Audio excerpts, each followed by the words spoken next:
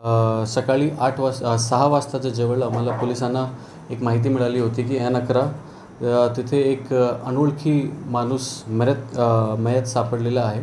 आमची टीम तिथे लगेच पोहोचली होती. पूर्ण सीन ऑफ क्राईम प्रिझर्व केले होते, आयडेंटिफाय केले होते की कुठे इन्सिडेंट झालेला असेल, CCTV ॲनालिसिस केले होते. आणि महत्त्वाचा विषय असा होता की माणूस आहे कोण नेमका त्याची माहिती आम्हाला लगेच मिळाली नव्हती. त्याच्यानंतर आम्ही ॲनालिसिस केलं. 3 माणूस तिथे येऊन त्यांनी त्यांचा मर्डर केला होता. आणि जो मयत आहे त्याला शोध करण्यासाठी, त्याची ओळख जाणण्यासाठी आमची टीम वेगवेगळी टीम स्थापित केली होती. प्रत्येक मोहल्ल्याला जाऊन CCTV बघून, फोनवर फोटो दाखवून आणि फायनली 2 तासनंतर आम्हाला तिची आयडेंटिफिकेशन झाली होती. मयतचं नाम गणेश तराखे होता. आणि पॅरलली आमची क्राईमची आणि पोलीस स्टेशनची टीम मिळून सगळे वेगवेगळे ॲनालिसिसची टीम आमची सुरू झाली होती. आणि 24 तासाच्या आतमध्ये आम्ही टोटल 5 आरोपी, जेवढे टोटल आरोपी होते त्यांना आम्ही अटक केलेलं आहे. त्या आरोपीमध्ये आरोपी नंबर 1 रुपाली दराके, ते मयतची वाईफ होती आणि त्यांनीच हे कट रचून त्याचा मर्डर केलेला आहे.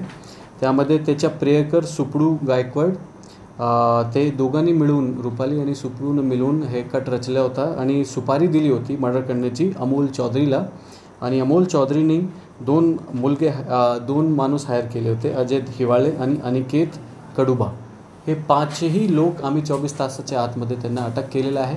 आणि सध्या आमचा तपास सुरू आहे पुढची कारवाईसाठी की त्यांनी कधी कॉन्स्पिरेसी केली, कधी कट रचला. पण ह्याचा बेसिक नेमका कारण असा होता की जो पत्नी आहे आणि जो मयत आहे हे दोघांमध्ये चांगला रिलेशन्स नव्हता. आणि 5 वर्षापासून ते वेगवेगळे राहत होते. आता मागचे 2 महिन्यापासून ते सोबत आले होते.